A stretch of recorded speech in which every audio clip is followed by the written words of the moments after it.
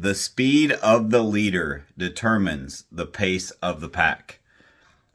Guys, Matt Smith here with All or Nothing in Real Estate, and today I've got a special episode. I've just recently, as I'm working through leadership myself, and one of the things that I think makes this podcast unique is that I'm in the trenches alongside you. Yes, I'm a coach for some of the top team leaders in the country. I'm blessed and honored to do that, but I'm also in the trenches every day alongside my team. And we are doing things at a pretty high level ourselves. And one of the things that I've realized both in my own journey and through coaching other people and coaching and growing leaders in my organization is that leadership is the number one lever that moves everything in your business. Even if maybe you don't think you're a leader yet, I want to remind you that everyone is a leader to someone in their life. And so whether that's your kids, whether that's someone that looks up to you, whether that's your clients, there's someone that you are a leader for. And so it's such an important topic, and I've talked about it over and over and over and over again on this show. I wanted to do a montage of leadership lessons throughout the years that I've shared on the show, just so that we could have leadership lessons from different angles over the years on the show, and really just put it all together in one killer episode around leadership. And today is that day. So if you want to grow anywhere in life, I think that leadership is the skill that helps you grow and evolve. And this is a podcast all about leadership. I hope you enjoy it. As a leader, you have massive responsibility, but you also have to realize that responsibility is a privilege. Mm-hmm. And so don't think responsibility is a weight. Responsibility is an honor. Responsibility is something that you have earned the right to have. That responsibility is a privilege. Don't let it be a weight and carry overwhelm. It is a great thing because now you can impact other human beings' lives at a higher level.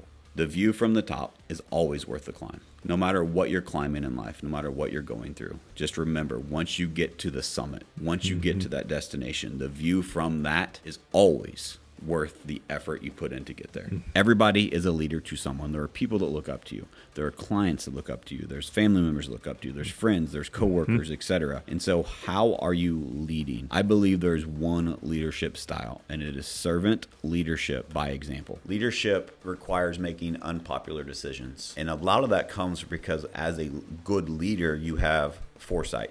Meaning you see the future, you see what is coming, and you are making moves today for 3 months down the road or further, while everyone else is looking at hindsight. Everyone else is looking at what is right now and what is in the past.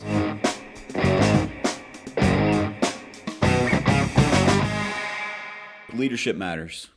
And I think what I saw on display in real time was an amazing group of leaders that inspired me to become a better leader. And I actually did a post internal to our leadership team. And the concept of it was you have two major jobs. You have massive responsibility as a leader. Let's start there. As a leader, you have massive responsibility. But you also have to realize that responsibility is a privilege. And so don't think responsibility is a weight. Responsibility is an honor. Responsibility is something that you have earned the right to have. That responsibility is a privilege. Don't let it be a weight and carry overwhelm. It is a great thing because now you can impact other human beings' lives at a higher level. And so I think that's leadership is crucial. Let me break this down in a couple parts. I believe there's one form of leadership, and that is leadership by example. But I also think that you can take that the wrong way. And so, Colin, you and I have talked about this, and maybe you can help me process what's in my head right now. I'm starting to get some inklings, but go for it. Leadership by example. You and I have talked about that. There's I had another definition for that. Do you remember what it is? There's one way to be a leader. It's like you have to lead from the front. Yep. You can't push a string. Yep. I can't think of the one. I know the one you're talking about, but it's not coming. We'll think of it later. Yeah. But yeah. Yeah, but the main point is that it's leadership by example. And so one of the things that I said is as a leader in our organization specifically, but I think it applies across the board, is you have two major job roles and functions, and they're not what you think. Because as a leader, you are no longer if you're, I don't care what level of leadership in a real estate business, you are no longer in the transaction business. Mm-hmm. You are in the people development, the human development, human resources, human attraction business. Mm-hmm. How can you develop, how can you hold humans accountable and develop humans into being a better human? And now those better humans do more transactions. Ripple effect. 100%. And you have to, it's a mindset shift for a lot of people that are taking that change.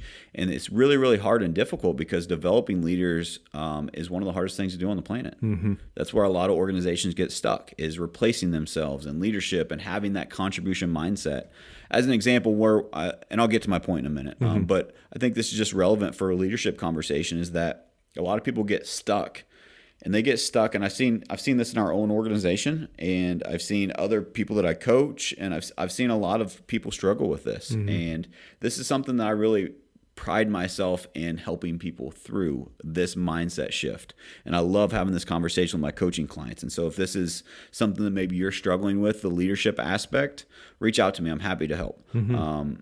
And let's have that conversation, see if I can unpack some things and help you, because you have to lead by example, but you also have to realize that your job as a leader is to help them self-discover where their growth is going to be. Mm-hmm.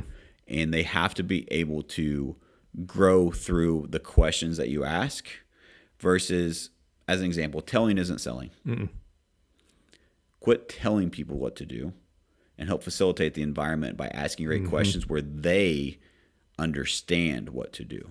I'll give you a perfect example. If I say, Matt, based off of what you've been talking about, it sounds like you need to be more healthy. So why don't you go join a gym? Why don't you eat better? Why don't you do this, this, and this, and then come back next week? It's like, well, yeah, I know that. Versus say, all right, you mentioned that you're struggling with health. What are some thoughts on how you'd like to tackle that? It's like you're shifting, you're asking the question, feeding it, and it has to come from them. Yep. Instead of me telling, you're saying, I'll take that another level. So in that example, Colin, what is it that with your health that you're struggling with? Right. Why do you feel that is? Tell me more. Mm-hmm. What else? Go deep, deep, mm-hmm. deep, deep, deep.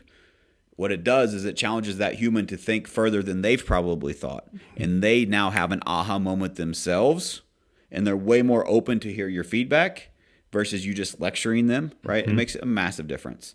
But you have to lead by example. And you have to realize that you are developing humans. You are in the human development business. And so how do you develop people? You develop people two ways. First and foremost, if you're a leader, you are in the enrollment business. Your job is to enroll them into your culture, enroll them into your trainings, enroll them into your skill building, enroll mm-hmm. them into your sales meetings, enroll them into this personal development, whatever. Not force them, enroll them, mm-hmm. invite them, make it exciting. And so how do you enroll? You enroll two ways. You enroll in a group setting.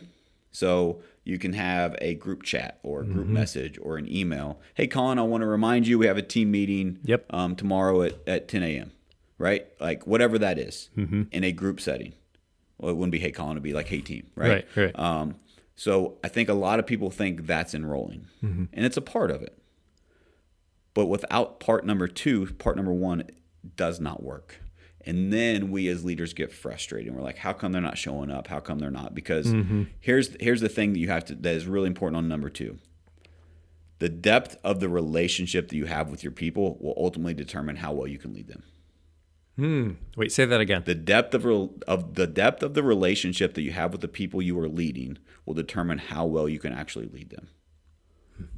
If you do not have a relationship with your people you're leading on a one-on-one level, if you don't know what makes them tick, if you don't know what's important to them, you don't know why they are here. Why is Colin here? Mm-hmm. Why is this agent here? Oh, it's to make money. Bullshit. Mm-hmm. Why do they want to make money? Mm-hmm. What is that money going to do for them in their life? And why is that important to them? Well, they need to pay off debt. Awesome. Why do they need to pay off debt? They need to pay off debt because they grew up in a household where their parents always lived in debt and they don't want that for their family. Oh, so once they pay off that debt, what are they going to do for their family? Oh, they're going to take them on a trip they never had when they were a kid. Mm-hmm. Now I found what's important to them. Yep. That was a goosebump moment. Because we've had that scenario's happened. Yeah, it has. And guess what? I see pictures from them on the trip. Mm-hmm. because I have that depth of relationship and I care enough to enroll them and ask them those questions so that they can discover why they want it. Versus, hey, Colin, how come you haven't made your calls today? I didn't see you at the meeting, right? And so the second part of enrollment is personal enrollment, and that is on a relationship level. And yes, we can do the like perfect example. Today we have a coaching call with Coach Pipes. I sent out a mass message to our all agents chat and said, hey, agents, just a reminder, we have a meeting at 10:30. Coach Pipes coaching call. See you there. Yep. But I also reached out to a couple people that I knew the message he's going to deliver would be really relevant to them. Be like, hey, I hope you have time to make it to the coaching session today because I know it'll be really important to you. I know you're going through ABC, XYZ, and I think this will be a very important message. Can you make it today? You've tied the value to what they value. Yes, 100%. It's all about them. It's nothing about me. Leadership is about your people and about the relationship you have with your people. I'm just putting myself in the agent's shoes just real quick and just saying how different of a to receive, to even to offer an opportunity, how differently I'm going to receive that of like, hey, don't forget to be on the training, versus like, hey, I know this is your goal. I'm helping you to achieve that goal, and here's a new resource that I know will help you move a step closer to that. I'm like, well, Matt's on my side. He's rooting for me. Versus feeling micromanaging and being like, why is Matt always trying to get me to show up to these damn meetings? And it's like, oh, well, because he believes in me. Oh, well, then I'm going to be there. So number one is you have to enroll people, right? You're in the enrollment business, but you have to enroll them in a public setting. That works. But it doesn't work without the private setting, without the one-on-one relationship, without the enrollment that way. And so I think, let me recap. Leadership, as a leader, you are in the enrollment business, first and foremost. There's two ways to enroll people. You enroll them into the activities that you want them to do. You enroll them into the meetings you want to have, into whatever result you want to accomplish, or they want to accomplish, or you collectively want to accomplish. Your job as a leader is to enroll them into it. Not force, not micromanage, enroll. Number one, to enroll, you can do it in a group setting. Number two is it has to be a one-on-one relationship setting. You have to be able to enroll them in a relationship setting. Now, here's the catch. I said there was two parts to being a leader. Number one is enroll. So everything that I just said that applies with enroll also applies with acknowledgement. You have to enroll and acknowledge. So how do you acknowledge people? If you acknowledge them for the things that you enrolled them in that they had a good success for, guess what that does to the human mind? It makes them want to do more of it because they got that cookie for doing a good thing. And like, I hate to say that way, but like that's the best analogy I can come up with. Give a mini example of that ABC. So I know Colin has this goal of he really needs to work on his skill set so that he can convert more business, so that he can do what's really important to him in his personal life. And the missing piece is that skill set that he needs to still develop. Well, guess what we have every day? We have role plays to help develop your skills. We have trainings to help develop your skills. And so I'm going to enroll everyone, right? Hey, reminder, this is what we have, a team newsletter, reminds everyone of the training calendar, all of that. But I'm also going to reach out to Colin. Hey, Colin, man, what's on your schedule today? Oh, awesome. Hey, 9 o'clock, we got a role play. You plan on coming? Oh, you weren't going to come? No worries, man. I know you got a busy life. It's all right. Hey, where are you at with taking your kids to Disney World? I know that was really important to you. Have you booked that trip yet? No, not quite yet. It's still kind of in the pipeline. I'm not sure be able to make it all come together yet. Man, I can't wait to see the pictures and the smiles on your kid's face when you go there. Like, I'm super excited for you to do that. I remember last time that we talked, you had said that there was a gap that you noticed of maybe some skills that you wanted to work on. How are you coming along with that? One day at a time, I guess. Not quite where I'd want to be, honestly. One day at a time. Why not today? I guess I could flex this one appointment. I could be there. Yeah. I'll tell you what, I'll make a commitment to you too. I'll be there too, and we'll make sure we work on that skill that you need today. Can I count on you to be there today at 9? I'll be there. Awesome, man. We'll see you there. Right? And then when Colin shows up and he contributes, he gives back, guess what I'm also going to do on the back end of that? It's a sandwich technique. I invite, I enroll, not in a, hey, how come you didn't show up to role play? Right. It's a very soft tone, and I tie it. It needs to sting a little bit sometimes, right? But it stings in a helpful way. Like, shit, he's right.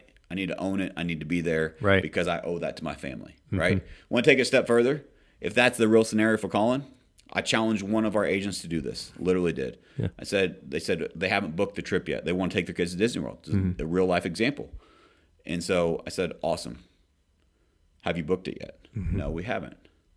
Okay, when you want to go by? Well, I want to go by this date. Awesome. Go home tonight and tell your kids, hey, we're going to Disney World and we're going by this date. That changes everything. You going to tell your kids, sorry, we can't go because daddy didn't do his shit? Mm-hmm. Or are you going to actually do what you know you need to do? Not for me, Right. but for you and your kids because you said that's what's important. And you're not forcing this on them. This is what when you got to the root of the root of the root, they're like, I want this for my my kids. Yeah, 100%. So that's leadership 101. We went kind of on a tangent Yeah. there, but I think so. If you enroll, you also have to acknowledge, and so I think a lot of leaders forget the acknowledgement piece. And I struggle with this because I want self-managed and self-disciplined people. Like that's what I look for in an organization. But I also realize that it is my job to enroll, invite, but also acknowledge people for doing the behaviors that I know I fall into the trap of, well, the sales meeting was for them. Why do I have to thank them for showing up? Right? Right. Like I put this together for them. Like, But shouldn't they be thanking me? I don't go that far, but right, sure, yeah. But I also think that that's like, who am I to think that way? That's the wrong way of thinking. Why not thank them and acknowledge them for showing up and the contributions that they had and the impact I know that will have on their life? Which one of those two will Colin show up to more meetings? Will Colin have a greater impact on his life? Because what is my responsibility as a leader? To have the biggest impact on Colin's life that I can. And so is it to me to sit in my ego and say, well, I do the sales meetings and they need to show up? Or, you know what, it is my responsibility to personally enroll and invite and acknowledge them for when they do something that maybe even I expect them to do. Right. But enroll and acknowledge them for it. Makes a massive difference. So I get asked all the time, Matt, how can I partner with you? I love what I learned in your podcast. I love what you said in this speech. I love the success that your team has created, and I want to be a part of it. I want to partner with you. How can I work with you? Our team has been with eXp Realty since 2018. And we love eXp for how the collaboration, the community, all the support they provide to our team and our business. And so if you're interested in learning how can I partner with Matt, what do the options look like? You can have coaching. I have a lot of free stuff like I'm giving you on this podcast, but there's so many other ways that we can partner together and we can be in alignment and we can collaborate and we can actually help you grow your business through a strategic partnership. Imagine being in financial alignment with the people that you looked up to, the people that you took advice from, and you actually work together to create a community where teams are working with each other and collaborating versus competing. So if this interests you, text me, partner, to 573-261-6778. The people at the top contribute. They collaborate. The people at the bottom compete. And you're saying that it was so evident that you could feel it in the room, that You just walk in, everywhere, the atmosphere, the environment, almost like it was a hot day or a cool day, the difference between a regular conference versus a conference of the elite. It's in the air, man. You feel it is a vibe. It is an essence. You feel it in the room. You walk in the room and it puts a smile on your face instantly. Versus you walk in a room sometimes and it's like, oh, these people everybody has their cliques. Everybody has they keep their secrets close to the vest. Gatekeeping across the board. Gatekeeping, yes, 100%. And the major difference between the typical room that you see in real estate versus the top performers in the fucking world is they're willing to contribute and collaborate and give you all of their secrets. They realize that contribution wins every single time. What do we say all the time? Givers gain. Those are the reason they are the elites and can stay at the top year after year after year is because, like my good friend, my good coach, John Cheplack says, if you want to keep what you have to give it away. And it's so evident, man. I wish I could describe it better. But like if you want to keep what you have to give it away. Man, I've never heard that particular saying, but it's right on the money. Yep. And a lot of people tend to, that are trying to hold on to everything that they have left. But if you flip that switch, you're saying that that's what's making the difference from the average versus the elite. And it is complete. Without me being in the rooms like that, this podcast wouldn't exist. The webinars that we do for free wouldn't exist. Right. The conversations where I zoomed into the number one EXP team in Canada yesterday for free wouldn't exist. I did it to contribute, but also let's look at it from a selfish perspective. I did it so I can grow. Right? Like it starts with doing it for the right reasons, but I also realized by being in rooms like this, being a fly on the wall, so to speak, is that you have to understand the more that you give, the more that you get. And you can't give so that you get. You give just to give. And as an example, Colin, how many episodes are in this podcast? How long have we been doing this? It's got to be over 60 at this point. Like, yeah, and we do one a week. Yeah. Right? So we're about a year and a half in. Yeah. Guess how much money we've made? Zero. Big fat zero. But guess how much we've contributed? How many our downloads are consistently growing week after week? The impact we're having on the business is why we're doing it. Well, and what you saw was an opportunity to give because, like you're saying, if you didn't have this mindset of give away your secrets, you're like, well, why would I start a podcast where every week I'm telling you the latest secrets that I'm using to get ahead? It's like, that sounds ridiculous on paper.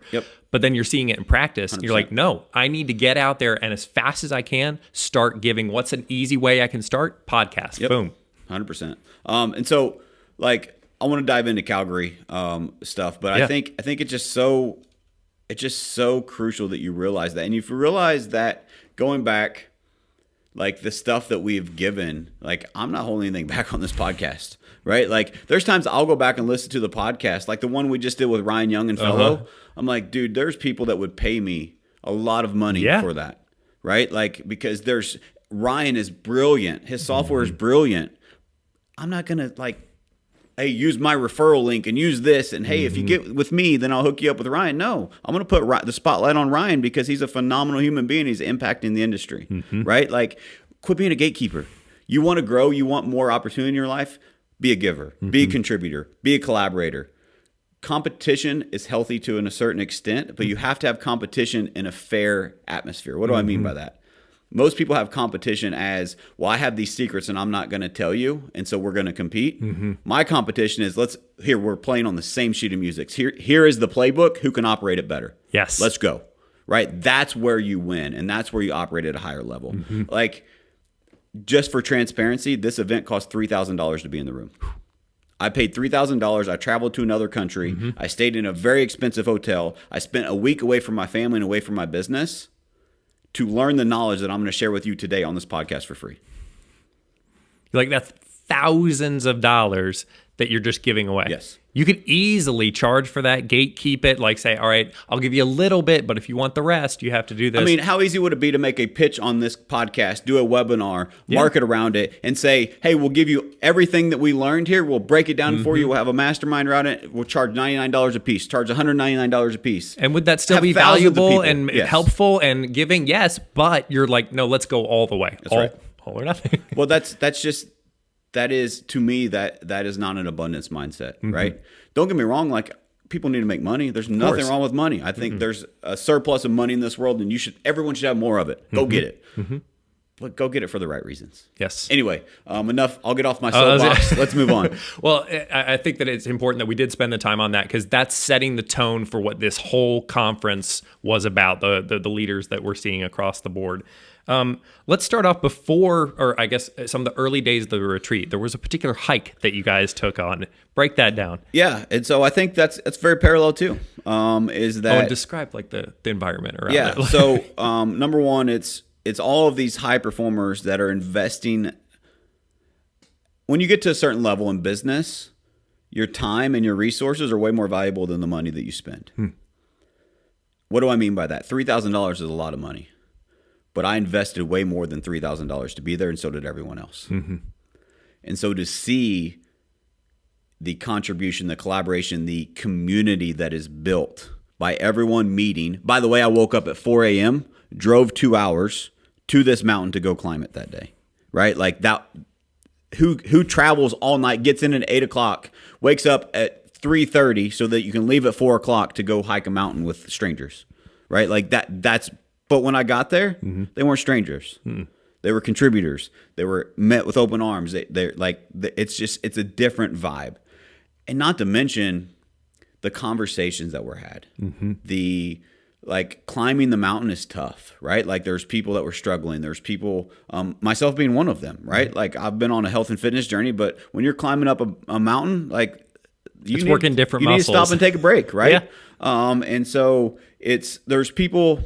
Here's an observation that I had. There was someone that was, as we were coming up the mountain, there was someone, and this was the first 30 minutes up the mountain. There's someone that we passed. So our group was a little late because we went to go back and get our gear, and we played catch up. And so we caught one of the people from the first groups that was taking a break, and we stopped and we chatted with them, drank some water, and said, "Hey, do you need help? Do you need this?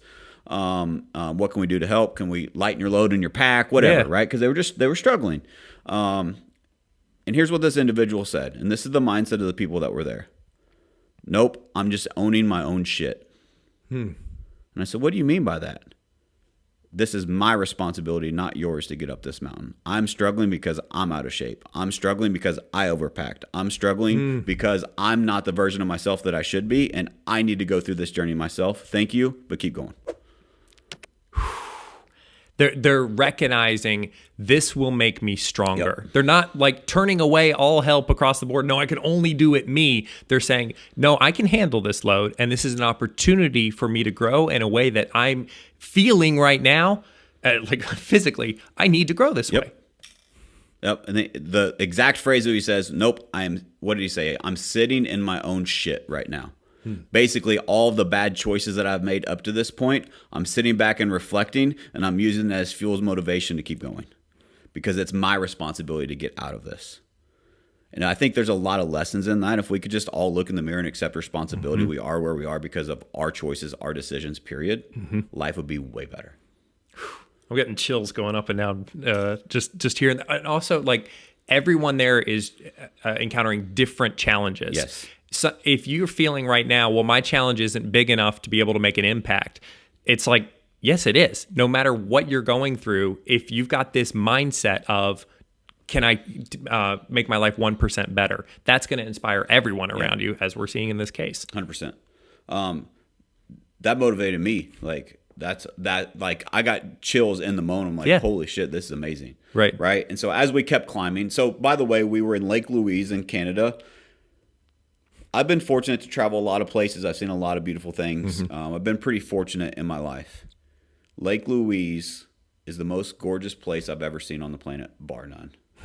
It is, the pictures, the postcards don't do it justice. It is insane. Absolutely unreal. It is like, literally, if you're thinking about, you want to take your family somewhere, you want to see something beautiful, you want to sightsee, that's where you go. And don't walk, run. Go there now. It is gorgeous. It is unmatched. So to see, what is really cool is I'm processing. I shared a visual of me at the top of the mountain. Once we spent 2.5-3 hours climbing the mountain. And once we got to the top, we looked down and we could see the hotel where we started. And it's amazing, the journey, right, that you climb. But what was even crazier is someone asked, when I got back down to the bottom, another 2 hours, 2.5 hours down, they said, well, how far did you climb? And I had just literally grabbed my phone because I was getting ready to check in with my family or something, because we're going to eat some lunch and eat dinner, actually, at that point. And it was, I turned around and I looked and I saw the top of the mountain that we climbed. And I'm like I hadn't processed that part yet, right? Because the only time I'd seen it was before I climbed it.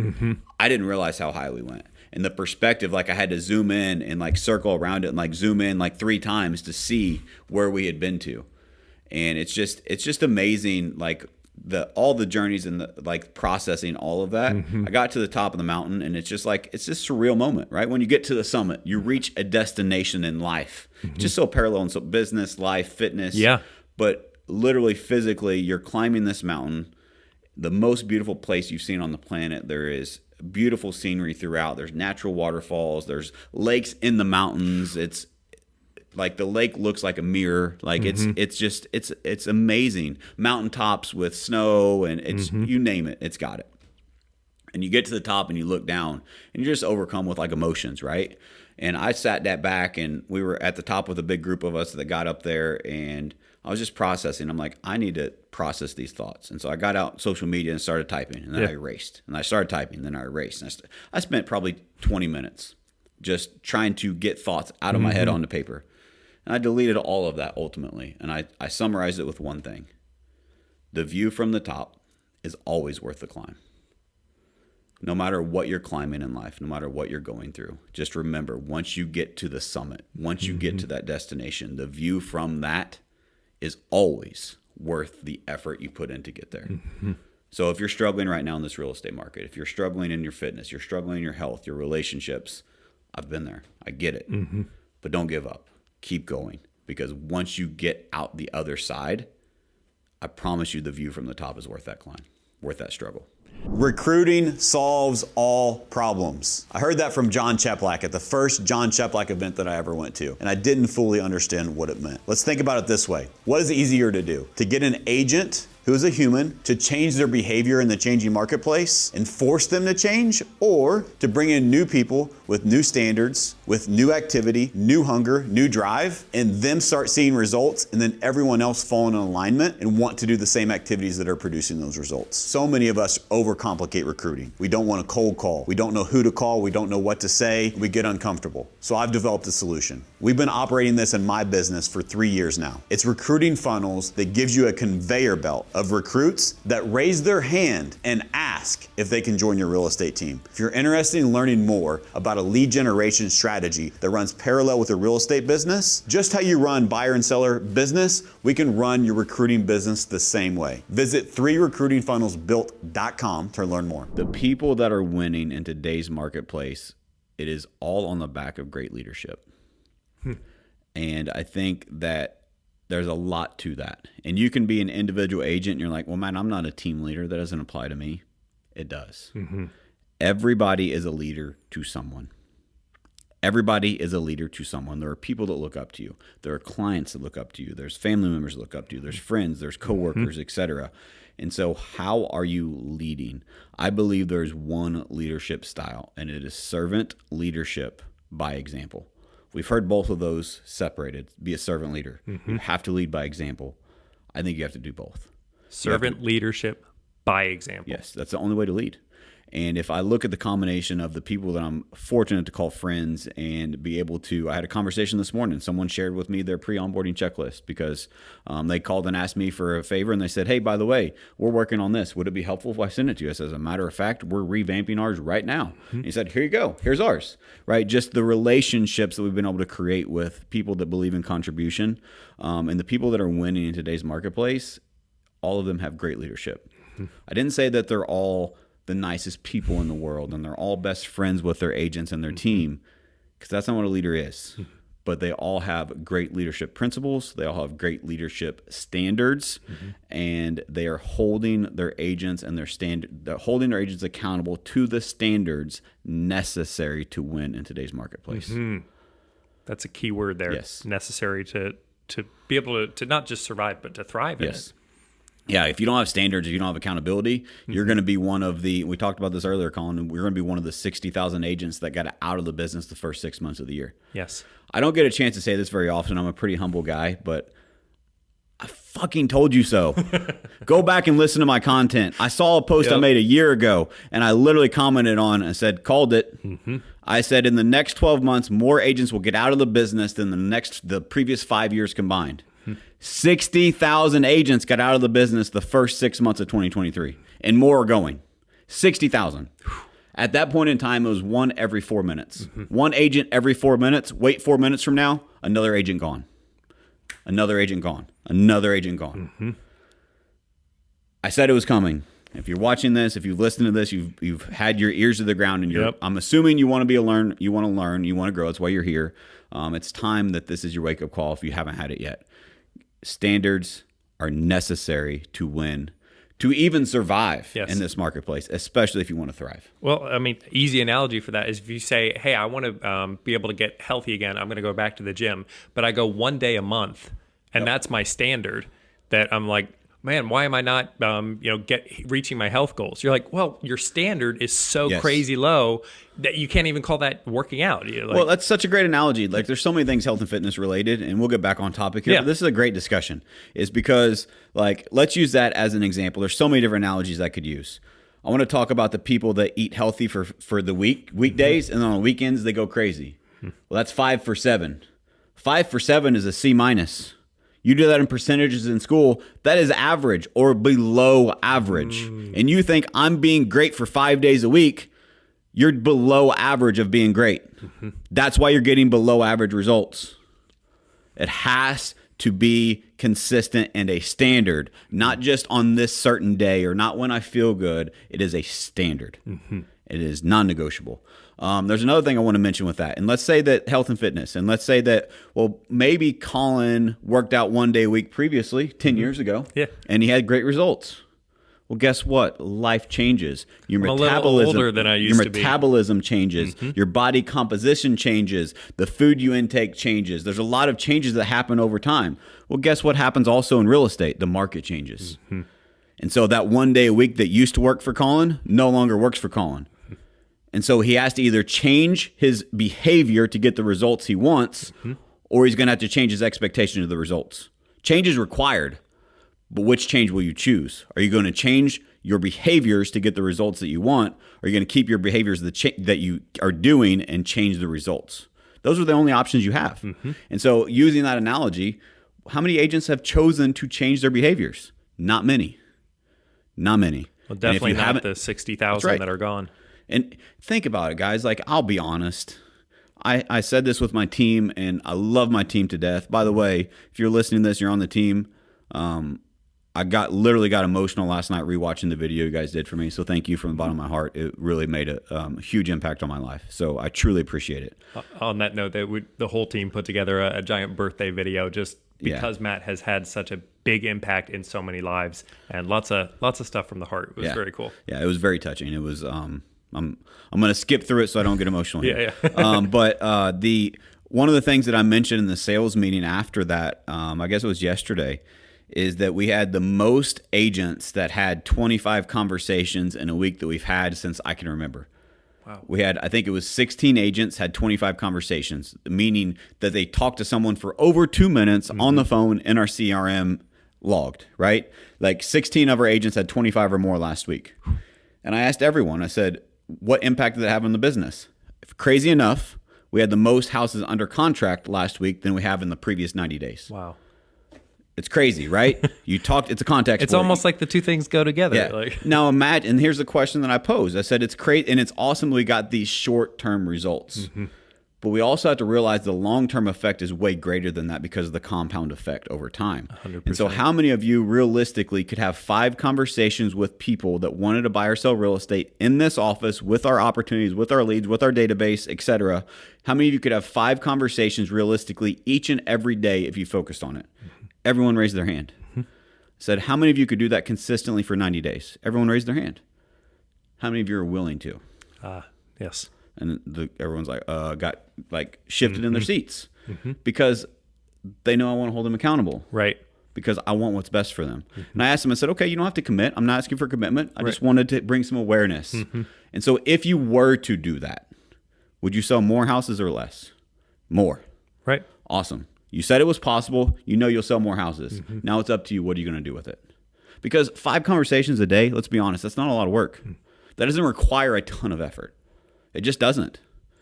And if you're not willing to do that in today's marketplace, I'm sorry to tell you, you're just going to become another statistic. And I don't want that for you. No. So I'm going to give you the hard truth. It's real. 100%. It's like, if you want this result, these are the actions you're going to have to take. Again, like the working out. If you say you want this, working out 1 day a month is not going to be able to hit it. What other, like going back to the leadership, the conferences, what other patterns did you notice that top leaders in the industry are doing to help lead their team? To help lead their teams in a difficult market. And so, and this is a common theme. I've been in multiple events since Calgary. I'm a lifelong learner. And if you're in a real estate event, you're probably going to see me. I believe in it wholeheartedly. It has helped transform my life, and I'm always learning. And one of the constant themes that I've heard at Calgary and since is there are 2 things for the people that are either on pace or increasing their business year over year. By the way, that's the top like 0.1%. Go find people that run a significant business, meaning 200 closings or more. That is growing this year versus next year or versus last year. Go find a handful. Good luck. It's very, very rare.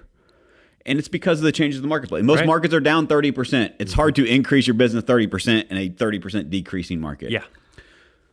But the common theme of the ones that are is they have focused on two things. Number one is they have reinforced their standards. One of the things, here's a takeaway that John Cheplack said at this event.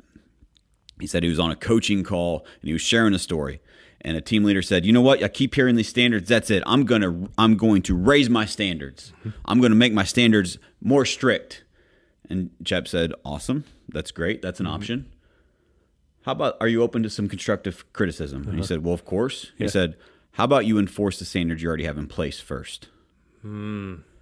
Is your standard really a standard, or is it just something you talk about? Create standards, hold them, and standards is one. So enforce your standards. Right. That doesn't mean micromanage. That doesn't mean babysit. That doesn't mean be strict. What are the standards it's going to take for you to be the guide, to create the plan, to be the coach's playbook for what your agent wants and what your team model offers, and or your brokerage, your company, whatever, to create that plan to get you from point A to point B. Now create a standard and hold them accountable to that standard. So part two, the secret sauce, enforce your standards and hold them accountable at an extremely high level. That is the consistent theme for everybody that is winning. What's crazy about it is everybody can do it. Anybody can do that. Whether you are on a team or an individual agent, it doesn't matter. You can have a standard for yourself and you can hold yourself to that standard. You can hold yourself accountable. Right. You can find someone to be an accountability partner. Those are the two things that are winning. What's awesome to me about that is, as a very humble beginnings person myself, is that relates to me because that takes work ethic. That takes grit. That takes determination. That takes getting punched in the mouth and getting back up and saying, "I'm going to do it again tomorrow." Yeah. And guess what? That's where anyone can win. It doesn't take anything other than your willingness to hold yourself to the standard and be willing to be held accountable. That's it. You want to win? There's your secret. It sounds so simple, and I saw something recently. They said, "Well, would you want the answer to be complex?" Yeah. It's like, if simple wins, which it does. Well, I why can make wouldn't it you? complex. I can make some sexy formula, and I could go sell it for everybody for $99 a month and go make money like all these online gurus that have never freaking done it. But that's not reality. That's not real. What's real is you find a standard, that you build a plan that is proven. Yes. You hold yourself to a standard for that plan of daily activity that you need to take. Yeah.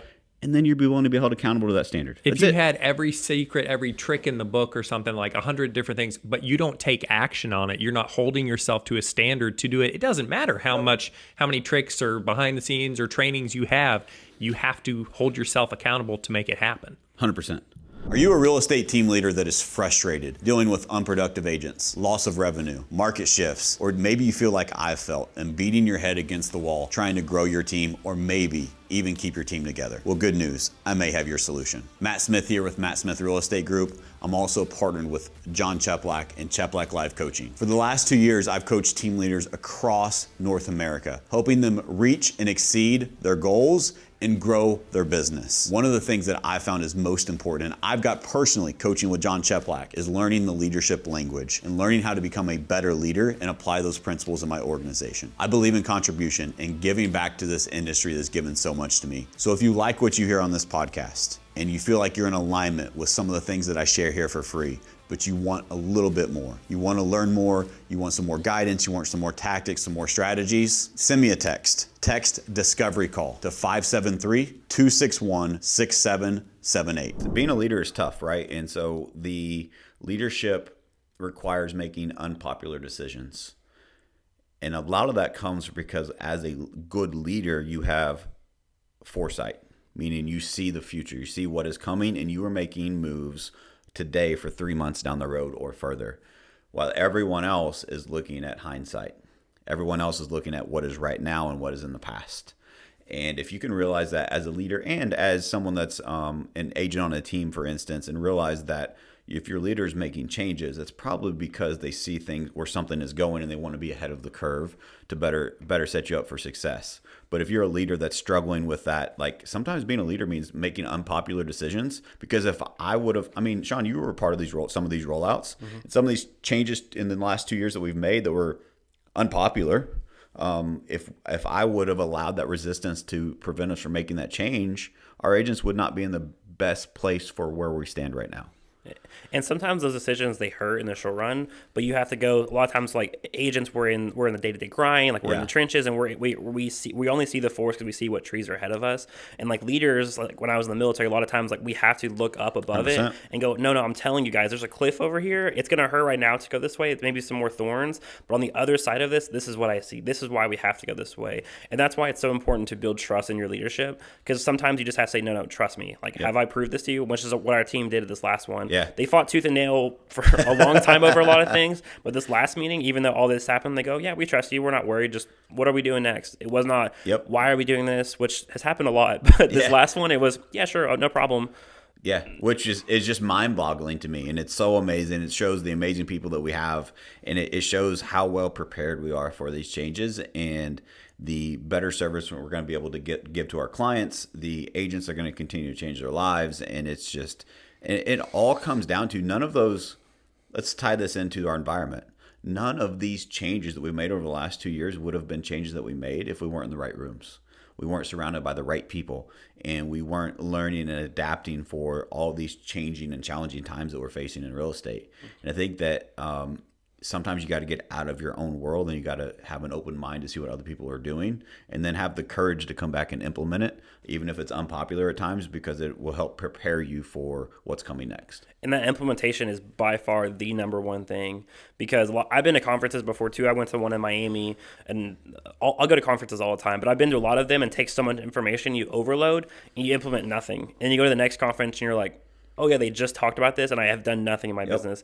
Go through and take 1, 2, 3 things at most, implement those things, and then go back to the next thing. We had actually a really good sheet. Actually, it helped us, mark 1 through 10 of like what's the most important, what can I change immediately, and what else that can impact my business the most. You score those and then start with the very top one, go there first. I only made a list of 3 things from the thousands of things that we did.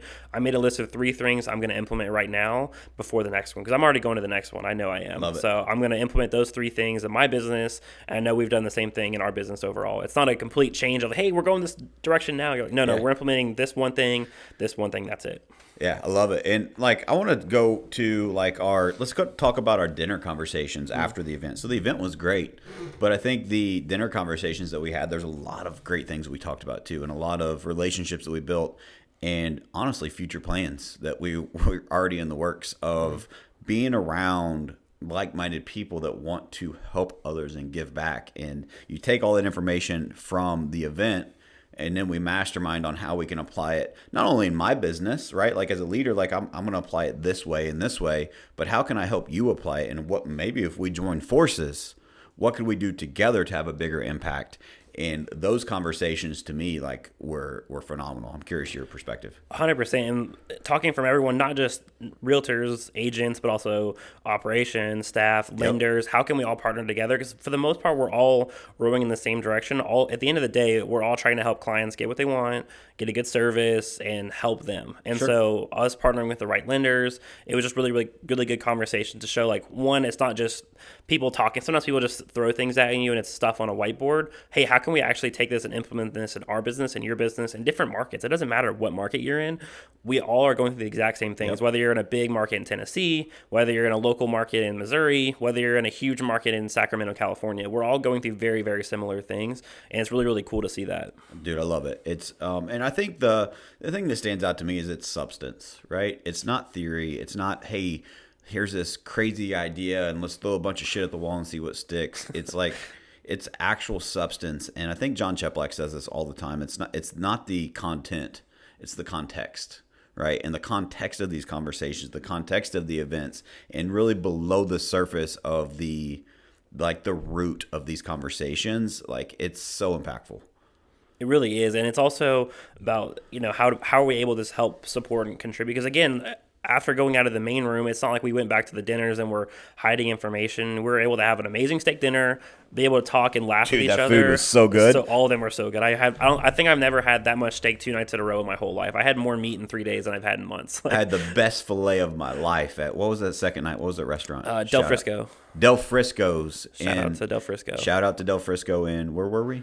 We were in Nashville. Nashville, Tennessee. There we go. It's been a long couple of days since we've been back. I've been to but- a lot of events. But yeah, so we were in Nashville and had 2 of the best steak dinners, but each night we actually had the same group of people, and it was just so fulfilling to how we were able to contribute and actually talk about future partnerships, how we're able, even though we're not in the same markets, how can we support each other's business and how can we expand and be able to help more. Use our resources together. There was a lender there, there was a director of operations, there was marketing, there was top agents, there was leaders, there was all of this around the same table that were contributing and saying, what can we do to partner together to help each other's business?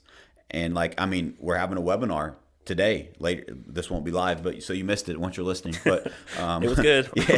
I promise you it'll be great. But we're unpacking some of this stuff together nationally on a Zoom that is like with the people that we're linking arms with in a business together. And like again, it feels like a sales pitch, so I hate even saying it, but I promise you I'm not selling you anything. I'm trying to freaking help you. I hope me depositing over 2 years of this podcast proves I'm not trying to sell anything. But these people that we are partnered with through EXP or through coaching, it's so much more impact on their business because we are literally in financial alignment and we are masterminding and brainstorming these things together continuously and putting them to use, and we're case studies in this market, and if it works in this market, it'll work in that market, and just like putting our brain power together. I mean, as an example, one of our newest partners in EXP is the #1 solo agent in the state of Virginia. Let me say that again. #1 solo agent in the state of Virginia. She has an amazing director of operations that was with us, and we talked about all kinds of things. She's a military focused sales agent. Guess what? We're in a military market. We learned a lot from her, right? There's a ton of stuff that we learned from her that we're going to be able to impact our military community, but also our agents. And saying, like, there's things she wants to build a team. Well, guess what? We helped her, and just that collaboration on here's the exact framework, here's the blueprint. Let me know what questions you have and let's work through it together. That level of impact in your business is just unparalleled.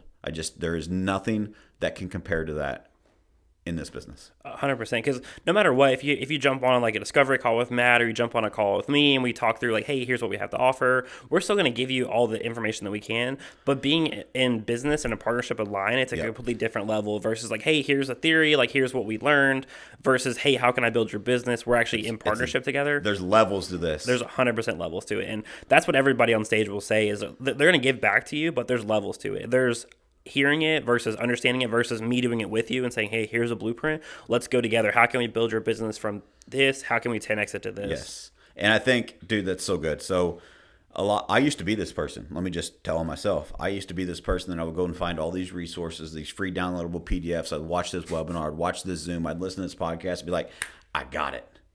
I stole their secret sauce. Now I'm going to go apply it. Yeah. And I'm not afraid of hard work. And I applied a lot of it. And say I applied 80% of it. I'm like, damn, yeah, look at this. And it gave momentum in my business. But that next 20% changes everything. And then that next 20% gives you to a ceiling that you never thought was possible by locking arms with these people instead of just stealing their content and saying, I'm going to try this. If they're giving you their content, it's already old and outdated, right? Like they've already applied it. They've tested it. And you're 2 years behind the curve. Like it, and once you do that, guess what? The only constant in this business and constant in life is change. Yes, some of the principles remain the same, but it's the nuances, it's the subtleties. It's, as John Cheplack says, it's the tiny hinges that swing big doors. And if you want to build anything big that is sustainable, that is great, you need to do it with like-minded people. And so, it reminds me of a conversation that I had. I'm not even going to mention any names, but it was a very high respected individual. And we were having a conversation about somebody that was at the event. And the conversation was, yeah, something's just off with that person. And it was odd because that doesn't happen in these rooms very often, but everyone felt it.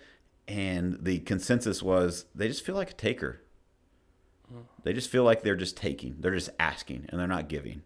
And so I would just ask you to look in the mirror. If this makes sense to you and you're like, I need to be in bigger rooms, better rooms. I need to be a small fish in a big pond. I need to be on like-minded people. I need people that have a financial investment in my business and want to help partner and help me grow. Then, like, are you a giver or are you a taker? That's step one. And then that's also, just want to highlight that one more time and think about it too. How many rooms do you go to and the taker is highlighted because they're so much different than everyone else. Every other room you go to, you expect it. You're like, yeah, everyone's here to take everything. Every conference I go to, dude, that's so good. If there's one contributor, like, wow, that person's awesome. And they're usually the one on stage. Or they're trying to sell and they're not even contributing. They're actually just trying to take every single dollar from, which I went to a conference that exactly how it was. They gave information, but every single break they were selling you. They had salespeople out there, and it was a very well-known conference that I loved going to it. But honestly, by the end of it, I felt so beat up because they were just trying to take every single dollar like from me. Timeshare. Yeah, literally, they were like every single break. You know, if you get to the conference 10 minutes early, they had literally 34 salesmen for 34 people trying to sell you every single second. But you know, it's so different to being in a room where there's the one taker and everyone's like, I don't think you belong in this room, man. Like, this is not the right room for you. You need to go soul search and come back. Crazy. Yeah, it's so different. Yeah, man, dude, I love it. That's such a great perspective. You taught me something, so thank you. Yeah, that's good. All right, Sean, what else you got? Let's give some more value to the people. Let's share what knowledge the orangish reddish hair guy has. Yeah, this guy with the old beard. So one of the things too is that there's so many different ways in this business to get leads, to do things, and everyone's doing it at a high level. Sometimes it's almost information overload where I want to get Zillow leads, I want to do Google pay-per-click, I want to go over here and be listing focused, I want to be buying focused. There's so many different things that sometimes people don't go deep, they go very, very wide, and they're decent in a bunch of different things, but they're spending tons of money buying all these lead sources and they're not actually efficient in any of them. Dude, there's a saying, maybe you can help finish this for me because I can't remember what it is, but it's something about, it's like a mile wide and an inch deep. And I think that, I don't know what context it is, so I'm paraphrasing here, but it was just like, it was along those lines of, like, sometimes we don't go deep enough in our core competencies. What is it that everyone listening to this has a superpower? What are your superpowers? What are you great at? What are you phenomenal at? What are you close to the best in the world at, and what do you enjoy? What lights your ass on fire when you wake up in the morning? Go do more of that. Instead of trying to be the jack of all trades, what is it that you were great at? What is it that has helped get you to where you are? I'll tell you one of the biggest lies in these gurus and online days of like, hey, buy my course and all these Instagram entrepreneurs that never built shit is what got you here won't get you there. Bullshit. That is exactly what will get you there. What got you here will get you wherever you want to go. You just have to realize that you have to stop, and there's levels to this. Let me stop and reflect and see, all right, what did I do that got me here? All right, I need to keep doing it, but I need to do it with this nuance. I need to do it with this subtlety, and I need to do more of what worked. And I think that we try to out-leverage ourselves out of the business, and we try to go down these, I'm going to buy this magic lead source, and it's going to change everything. Or like, to your point, I get these questions all the time. What's the best lead source? I don't fucking know your market. That's the worst question you can ask me on the planet. And I love you and I want to help you. So let me actually help you. Ask a better question, right? Like, yeah. Me giving you my best performing lead source is not going to change your business, right? Like, does that make sense? Because, yeah, in this room, some people had zero. They did not pay for one lead source that was Zillow, Realtor.com. And then other people in the room are like, no, that's all we do. We crush those lead sources. Dude, so good. So if you went to the stage and raised your hand, you'd be like, what do I do? Everyone's doing completely different things. Yes. And they're all crushing it at very high levels. Dude, so good. Like, and I actually said this. I was on a coaching discovery call this morning. Got a new coaching client this morning from this event. They're going to lock arms with us and going to explode. But one of the things I said is that quit trying to fall in love with perfect. It doesn't exist. And you also, to Sean's point, you can't be perfect or be the best at everything. Quit trying to do it all. Find the things that work well, that light your ass on fire, that when you get out of bed, it like lights you up. You're like, fuck yes, let's have a great day today. What are those things that get you excited? Go do more of that, because I promise you there's someone doing those things at a high level that is winning better, like at a higher level than you are. Right? They are. And stop comparing yourself to these team leaders like this. The number one RE/MAX team, if you look at them, you're like, wow, they're crushing 34 lead sources. They've got ISAs. Yes, she's also been doing this for like 30 years, and they've got a team of 40 like just operations, not even including all of their agents. Yep. Yes, of course they're crushing all those lead sources. They've also been doing this, and I guarantee you they spend a ton of time on each of these things. Look at where you're at and do that thing. The same thing with the myth about having 7 streams of income. Yes, they do. I know Ed Mylett talks about that all the time, but they also didn't start their career going, oh, I'm going to have all 7 of these. I've done that, and I'm telling you right now, it does not work, and I've lost a lot of money doing that too soon. Do you remember somebody telling you to stop doing that? Yes, it was you. I'm glad you learned that lesson. Because I did lose a ton of money in a bunch of different things because I'm a very shiny objects guy. I want to keep growing and I love that stuff, but you can also hurt yourself and stunt your growth in a lot of ways doing it too fast. And and I think one of the things too is like, let's just role play this conversation. Is Sean wanted to do investing, want to do this, want to do that, and I think our conversation was, dude, I want to help you grow. Like I'm not here to limit you in any way, but also you need to focus on this thing first and become great at it, and then once you're great at it, now it will lead to other paths. I think you're experiencing that now, but back then you're like, sure, Matt. And you went and did your own thing anyway. Yeah, and it was coming off of those things, and I did actually try to change a lot of things after that conversation. A lot of it was from sometimes wisdom is learning from other people's mistakes, and then being smart is learning from yours. And I did a mix of both. I tried to pull back. Dude, sometimes say that again. Difference in wisdom and being smart. Wisdom is learning from other people's mistakes. Being smart is learning from your own. And that's what the cool thing about these rooms and partnering with people. Yes, you can make this change, and like we build everything from the ground up. Like you were able to build this team from nothing. But what if you could do this instead of waiting 5-6 years to do it? What if you could lock arms with someone and join and jump with them and build what they did in 6 years, you could do in a year, 2 years. 100%. And that's again being in the right rooms, the right partnerships, the right business. Like literally what this number one agent that just joined us, number one solo agent in Virginia, like the language that we use is she's our business partner, right? Like I don't make a dime off, like I have nothing to do with her business, but she's a business partner of mine. She locked arms and I'm going to help her grow, and she's going to grow something big and phenomenal. And it's because of the mindset that we have of, guess what? You can learn from my mistakes, like Sean said, because I made a lot of them, and I'll make a lot of them today, right? But I'm willing to make those mistakes so that I can help others and I can learn from those mistakes to become better. And then be humble enough to tell them and be open about it, and so that you don't have to make the same mistakes. Now, are you still going to? More than likely. But if I can help someone, or if you can help someone stop making 1 or 2 of those mistakes, it's a complete game changer for them. It's going to help their business, their families, and everyone around them as well. Dude, I love it. I want to just highlight something you said. The average millionaire has 7 streams of income. That's the biggest bullshit out there on the internet. It is not real. It may be even if it's a fact, it's still not reality. And let me tell you what I mean. The average millionaire becomes a millionaire by being great at one thing and one thing only.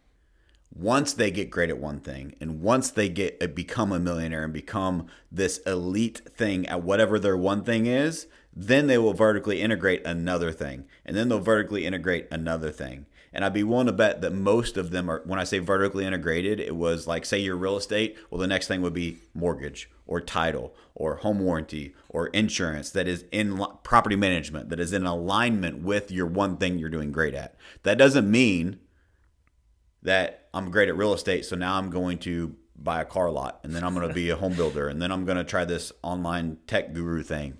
Like, your focus is so important. You cannot spread your focus among all those businesses and run them how they need to be ran. And I guarantee you also all those businesses, if you look into them, they all have a partner. They're all partnering with people to be able to go farther, because again, 100%. It goes back to the same thing. Like they're also not expertises in all those things. So they partner with people who have that expertise, so that's their one thing. And they're able to go together because they go, hey, I'm really good at this real estate thing. Property management, let's partner together, and we're able to go faster. Mortgage, I know real estate. These are very similar things. We can make ancillary businesses together. Let's partner and let's go farther together. 100%. Because you can build something way bigger, way faster, way better if you have like-minded people working together. Yeah, and if you look online, a lot of these gurus, they do have these other things. I look deeper into them. There's actually a guy that I follow he was doing real estate, tons of real estate. All of a sudden, they're in e-com. I bought one of the stores. Guess what? The partnership didn't go well, and it turned and lost a lot of money because that was not his main space. So now he's actually completely shut that business down. A couple other ancillary things that were completely different because they had a partner that said they could take them there. If you're the owner or you're the visionary and you don't know that business, it doesn't matter what partner you have that says they can take you there. If you don't understand it, you don't have oversight. I'm kind of going down a tangent here, but you can lose those things very quickly. So 100%. Stay in your core competencies and grow that way. 100%. And it goes back to where this whole rant started, is that the whole what got you here won't get you there bullshit. Yep. What got you here will get you anywhere you want to fucking go. You just got to keep doing it over and over and over again. Yes, you stop along the way. Once you hit a ceiling, you stop along the way. You partner with like-minded people. You coach with people that have been there and done that. And you say, all right, what of these things do I need to keep doing? What do I need to add? And here's a big one. What do I need to subtract? Because most of the time when you become an elite performer, you hit your first or second or third ceiling along your journey of success. It's not about addition, it's about subtraction. What do I need to remove from my life so I can do more of the things that work? And I think once you really understand that, you can partner with people that have been there and done that, that you can grow whatever you want to grow. But you have to make sure you keep the focus on the right things. You have to stay in your core competencies, and you also have to make sure that you're in alignment with the right people, because you cannot grow anything big or great alone. 100%. You have to be with like-minded people. You do. And that's why you need someone like a Matt, for me, was saying, hey, like, because subtracting things is one of the hardest things to do. Everyone always wants to add more and more and more. And it takes someone who actually cares enough about you to go, no, stop. You need to take away this thing. You need to take away this thing, because that's the hardest thing. Cutting is way harder than adding. All that. Especially for a grinder, somebody that has that driver personality and wants to grow and wants to do more. You tell them stop doing so much, they're like, it hurts their feelings. Right? You're like, are you trying to stop my growth? Like, what are you trying? What's in it for you? Do you want to stop me from growing? You're like, no, I want you to grow faster. I'm not in competition with you. I'm in collaboration, which is why partnership, again, comes back to this whole thing about why partnership is so important, because you're like, no, I want us to grow together. I want you to go further. So that's why I'm telling you this. I'm not trying to stunt your growth so that I look better. I want us both to go farther together. Yeah. And I think that that ties all that tied together to, like, are you with people that you trust? Right? And are you with people that are proven? Are you with people that are tested? Like, I think if you trust the people you're working with, they're proven and they're tested, and let's say that they have the visionary or connections to continue to grow and they're out front, like, you're probably with the right people. You are. Right? And if you're looking for those people, I know them. So let's connect. Know a few of them, And I hope one day that I become one of them, and I hope I am that to some people currently. That's just what really motivates me and drives me to keep going. To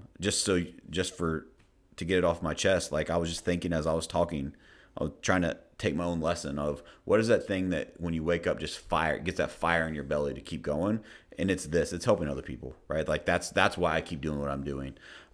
It's to just, how can I give back to someone today? How can I impact their life? And what I've realized by doing that on such a consistent scale day after day, it doesn't mean days aren't hard, and there aren't days that people don't appreciate it, but there are days where I get to see people and I literally get to be front row seat to see their lives change, right? And like, that's what's motivating to me. Yeah, that's more motivating than anyone else. And that's why when you go to the board, to be able to see that, to see like the impact of lives that you're changing, which is, again, that's why we also, work together really well, and why we partner together, because we have that same core focus at the center of you. Because you get to know a lot of people and their center core focus. It doesn't mean one's better than the other, one's wrong, but you have to align with people that have the same core focus. So if you're focused on changing lives and someone over here is focused on money or whatever else it is, you'll go only so far together, because at the end of the day, there's going to be a split and you won't be able to go the same direction. So that's why we have that same, we both are very core focused on changing lives at not a small scale, but at a very, very massive scale. And that's why we're able to connect so well and be able to get along so well and partner together on so many things. Dude, you can't negotiate with your values and principles, right? You just can't. And it doesn't mean everybody has to be perfect, right? No. But at the end of the day, like, we got to make value-based decisions. And let me just say this. So Sean used changing lives versus money. I would be willing to bet the person that is focused on how many lives can I change versus the person that's focused on how much money can I make, this person is going to make 100 times the amount of money this person is. But at the beginning, you're probably not going to make money. At the beginning, we've done this. We're going to lose money. We're going to have to write checks for things. We're going to have to do things for our what is our company, Sean? We have Changing Lives Investments is our, So Sean and I partnered in a company called Changing Lives Investments. It does some flips. It's going to do some syndication stuff. It's something that we want to do to give back. Sean has an investing passion, and that's one of his one things that he's focused on. And so we partnered together on that so we can give back to our agents, give back to the community. And I mean, there's been some bumps and bruises along the way, right? But it's one of those things that we still know why we're doing it, and we're not. You know what? We lost money on this one. Oh well. We're still focused on this. How can we change more lives? How can we impact more people? And like I'll just tell you, one of the ones that we had some bumps and bruises on, we were able to help a family that needed to sell their house quickly. They had a bunch of kids and some just things going on in their life, and they weren't ready to prepare it for the market. So maybe we had some bumps and bruises, and maybe we lost money, but we helped that family, right? 100%. And like we can't do that forever, but if we keep doing that for the right reasons, like I'm a believer in the money will come. 100%. And I'd rather, in which we're on the same page, which is why, again, you have to partner with people who have the same thing. Because I'd rather lose money, and I know Matt would too, than hurt someone or screw someone else over. We're going to be ethical no matter what we do. And really, we want it to be a win-win-win. We want to win, of course, and like we're going to long term. Oh, we don't want to win. We're going to win. Yeah. But we also want everyone else that we work with, the other agents, we want the sellers, we want the buyers, everyone to be happy. And so if we're at the end of the day going through and like disadvantaging someone else to make us better, it won't work. And so 100%. You have to have that core value at the center of everything you do. Now, whatever it is, but you have to have that first, and everything else will fall in line later. Yeah, I want to add to that. So I said I don't lose. That doesn't mean that I don't like lose temporarily. Yeah. But I'm too damn stubborn. I don't give up. Right? To lose, it means that you like put all the, you know what, I'm done. No, I don't give up. Right? You didn't get off the mat. Yeah. I learn lessons, and I get beat up, and I stand right back up. And how can I use this to continue to grow? And I think this is going in a weird spot, but I think it's still a great conversation. Is one of my favorite questions that I ask everyone that I interview is, you have to pick one. Do you love to win, or do you hate to lose? Which one describes you more? Sean, which one do you pick? I hate to lose. Why? Because that's just such a driver in everything. Because at the end of the day, like, I'm going to win, but I hate to lose in the short term. And no matter how many times I get knocked down, I'm not going to give up and say, hey, I'm done. I give up. I'm going to keep going, keep grinding, and find someone to even. Maybe I need a new coach. Maybe that's what it is. I need to coach more, train more, but I'm not going to lose in that situation. I love it. So I'm a hate to lose. I tell me I'm going to lose, and I will break through walls. Right? Yeah. Like, absolutely. Part of that's competitive juices, but I think, and also if you're a love to win, there's not a wrong answer. But I think it's important too, and a lot of leaders listen to this call. Like, as a leader, I ask that to everyone, and I think it's really relevant on what motivates and drives them. Right? Do they want to have that and we all, to a certain extent, want that attaboys and have that gratitude and that fulfillment.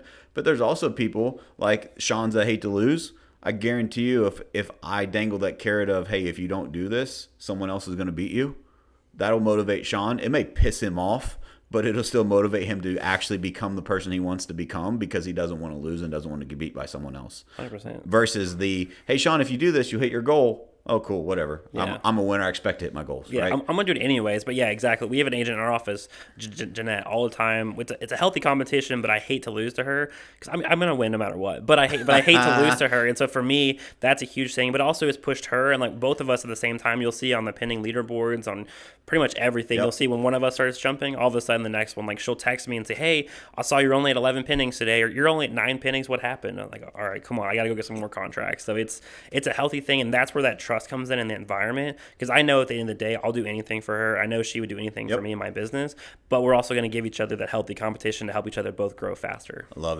it. And so, yeah, I think it's important to, like, even on Sean's day-to-day environment, right? Like, having that person that you can have that healthy competition with, that can be that motivation. And like, could you imagine someone texting you getting upset when someone says, haha, Sean, you only have 9 pendings, right? Like, most people are like, 9 pendings? What the hell? How do I get 9 closings in a year? Right. But it's just really cool to have that environment. I think that's just a perfect example of what a highly productive, high expectation environment of like-minded people can create for you.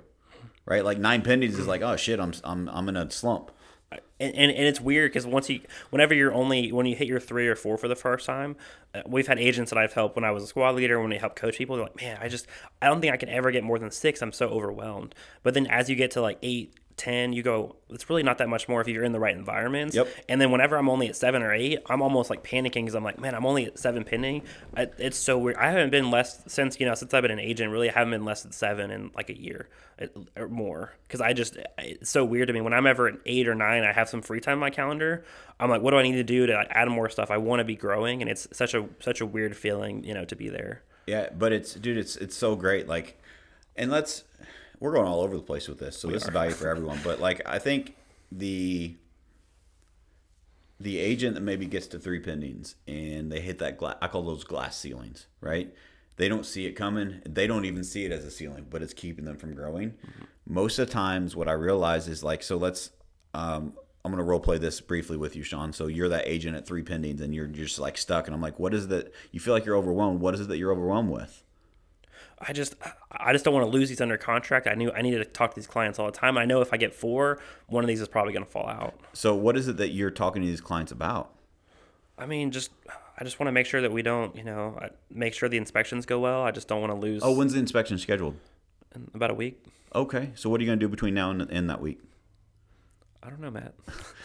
So, and again, and this is a quick role play, but I think a lot of times it's our thoughts that prevent us from action, right? And what another thing that I would role play in our team, in our organization, we have amazing transaction coordinators that we can lean on. And literally, I bet Sean will be willing to back me up on this. Like what I tell agents to do is like, you need to trust our TCs. I promise you, they're better at their job than you are at their job. Much better. And so turn over the file, give it to them, let them babysit the file. That's what they love to do. They love to check the boxes, and they are elite at it.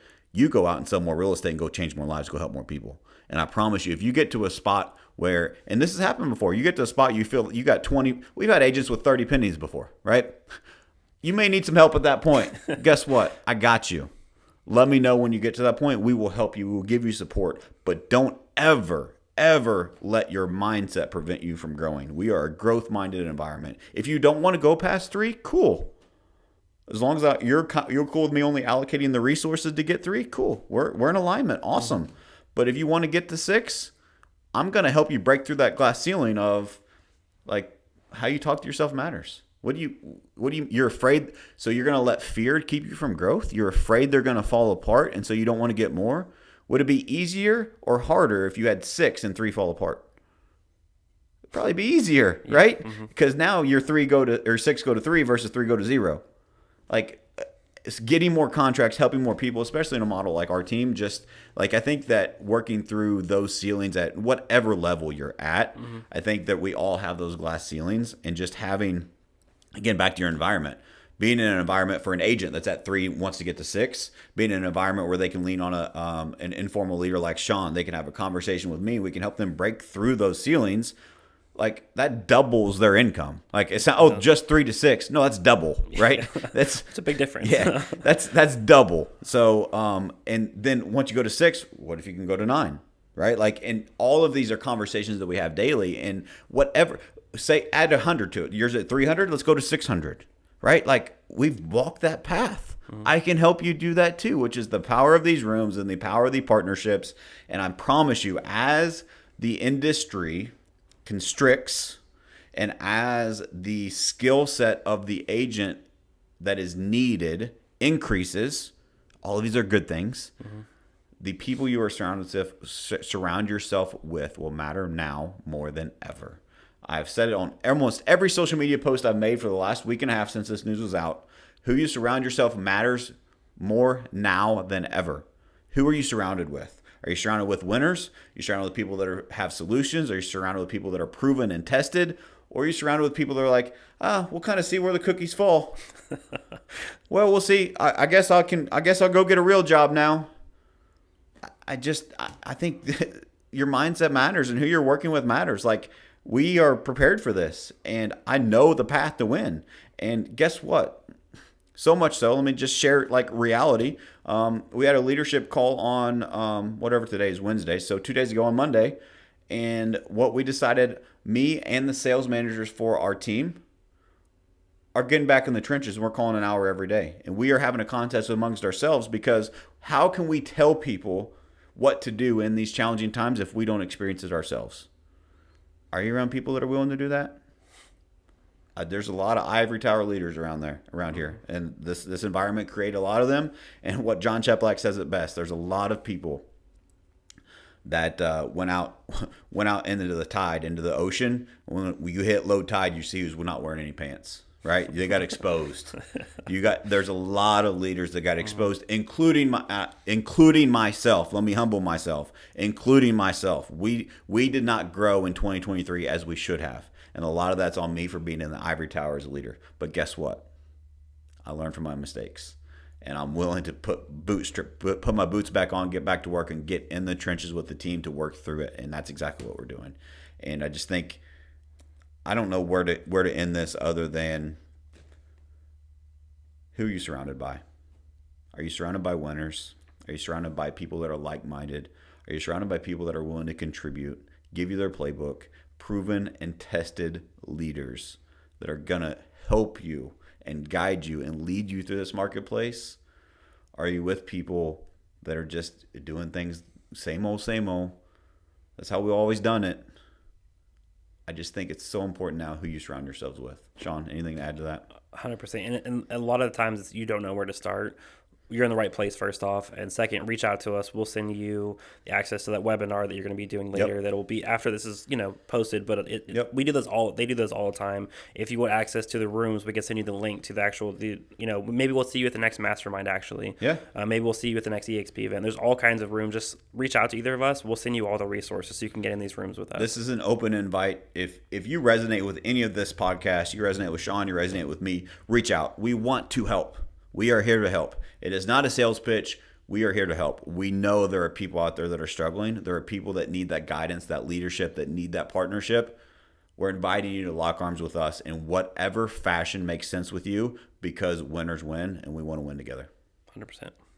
Awesome. Sean, any final words? No, that's it. If you need anything, reach out to us. We're always here and love to contribute and love to get back more, and hope to see you at the next event. Awesome, guys. Well, we appreciate you, as always, for listening. This podcast is growing very quickly and rapidly, and we appreciate your support. We just ask for continued support. Just share this with a friend. Like I said, we are looking for like-minded people on this movement. So if you know someone that is looking for a partnership, looking for people that, even if it's just a podcast where we give one nugget that can change their business, we hope this can be that platform. So share this with a friend. We want to continue to give back and help each other. So guys, thank you so much for listening. We appreciate your support, and we'll see you next time. Thanks, Sean. See you next time.